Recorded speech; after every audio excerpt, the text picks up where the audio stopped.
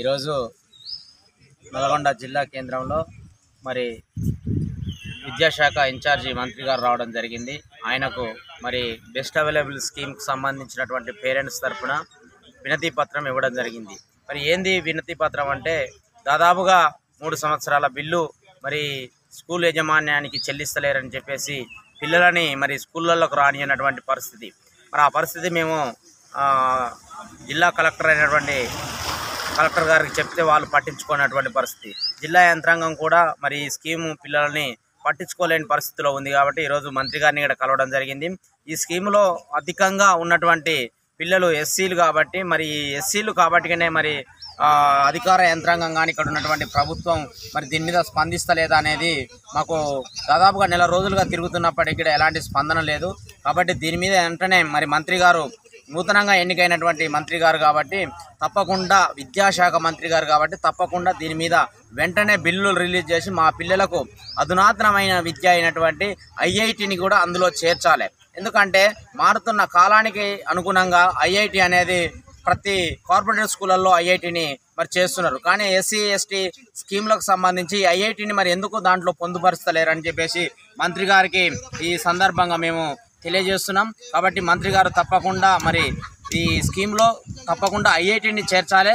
ఈ పేద పిల్లలకు సంబంధించినటువంటి స్కీమ్ కాబట్టి తప్పకుండా దీంట్లో మరి ఈ అధునాతనమైన విద్యను చేర్చి మరి ఈ బిల్లులు తొందరగా ఇవ్వాల్సిన బాధ్యత మరి మంత్రి గారి మీద ఉందని తెలియజేస్తూ మరి ఈ సందర్భంగా మేము కూడా మీ పేరెంట్స్ తరఫున కూడా మేము మంత్రి గారిని కలిసి మరి ఈ విషయాలన్నింటినీ తెలియజేయాలనుకుంటున్నాం. కాబట్టి తప్పకుండా మీడియా వాళ్ళు కూడా మాకు సపోర్ట్ చేయాలని ఈ సందర్భంగా తెలియజేస్తున్నాం. ఇప్పటికీ నెల రోజులు కావాల్సిన పరిధిలోని ఇప్పటిదాకా స్కూలు యాజమాన్యం మా పిల్లలకు బట్టలు కానీ ఫీజులు కానీ మాకు అక్కడికి వెళ్ళిన తర్వాత మాకు ఫీజు రీయింబర్స్మెంట్ మాకు 3 సంవత్సరాల నుంచి రాలేదని వాళ్ళు చెప్పడం జరిగింది. మా పిల్లలకు బట్టలు కానీ పుస్తకాలు కానీ మిగతా ఏ సోర్స్ లేని విధంగా వాళ్ళు చేస్తున్నారు. కాబట్టి మేము నిరసన తెలియజేయడం కొరకు కలెక్టర్ గారిని కలిసాము, మాకు కోమటిరెడ్డి వెంకటరెడ్డి గారిని కలిసాము. మాకు ఎలాంటి పట్టింపు లేకుండా అతను మమ్మల్ని పట్టించుకోకుండా దురస్పరంగా మాట్లాడి మా నుంచి వెళ్ళిపోవడం జరిగింది. కోమటిరెడ్డి వెంకటరెడ్డి ఇంటికాడికి పోవడం జరిగింది. అక్కడ ఉన్న ఆఫీస్ కాడగా పోయి మోహన్ రెడ్డి సార్కి ఇవ్వమన్నారు, మళ్ళీ మధు సార్కి ఇవ్వమన్నారు. ఎవరికి లెటర్ ఇచ్చినా ఇది రాష్ట్ర వ్యాప్తంది, మా చేతిలో ఏమీ లేదని కోమటిరెడ్డి చేతులు ఎత్తేయడం జరిగింది.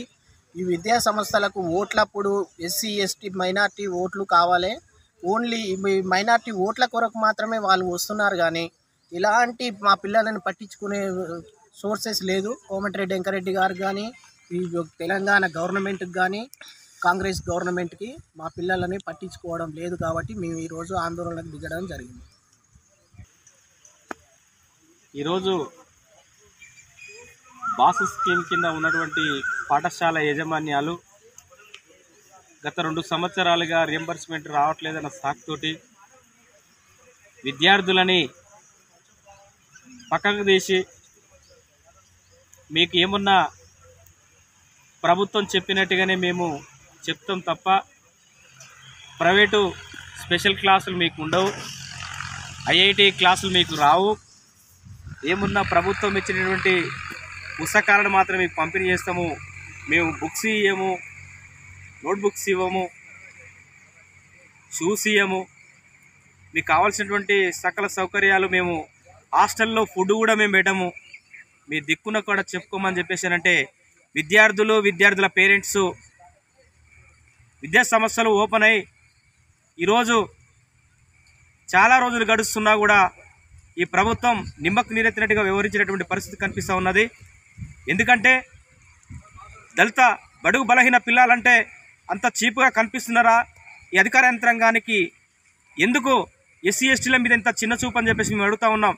ఈరోజు విద్యార్థుల తల్లిదండ్రులు కానీ పేరెంట్స్ అసోసియేషన్ కానీ ఎన్నిసార్లు జిల్లా కలెక్టర్ గారికి దృష్టి తీసుకుపోయినా కూడా ఆ జిల్లా కలెక్టర్ గారు అంటారట, మాకేమున్నా ఇది ఒక్క పనే ఉంటుందా, మాకు జిల్లాలో చాలా సమస్యలు ఉన్నాయని చెప్పేసి అంటే ఈరోజు ఎస్సీ ఎస్టీల సమస్యల కంటే మిగతా సమస్యలు చాలా ముఖ్యమైనవి అని చెప్పేసి మేము అడుగుతూ ఉన్నాం.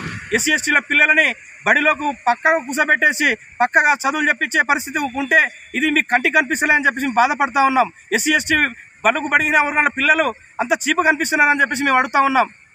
ఈరోజు ఎమ్మెల్యే కాడికి మినిస్టర్ గారికి తీసుకపోయినా కూడా ఆయన పట్టించుకోడు, ఒక కలెక్టర్ గారికి తీసుకపోయినా ఆమె పట్టించుకోదు, సోషల్ వెల్ఫేర్ డీడీ కాడికి పోయినా కూడా ఎవరు పట్టించుకోకపోతే మరి ఇలా బాధల్ని ఎవరు చెప్పుకోవాలని చెప్పేసి మేము ఈ సందర్భంగా మేము గుర్తు చేస్తూ ఉన్నాం. తక్షణమే ఆ పిల్లలకు కావాల్సినటువంటి సకల సౌకర్యాలు ప్రభుత్వం కల్పించకపోతే రాష్ట్ర వ్యాప్తంగా ఆందోళన చేయడానికి మీ ఎంఆర్పిఎస్ నుంచి మేము సిద్ధంగా ఉన్నామని చెప్పి సందర్భంగా తెలియజేస్తూ ఉన్నాం.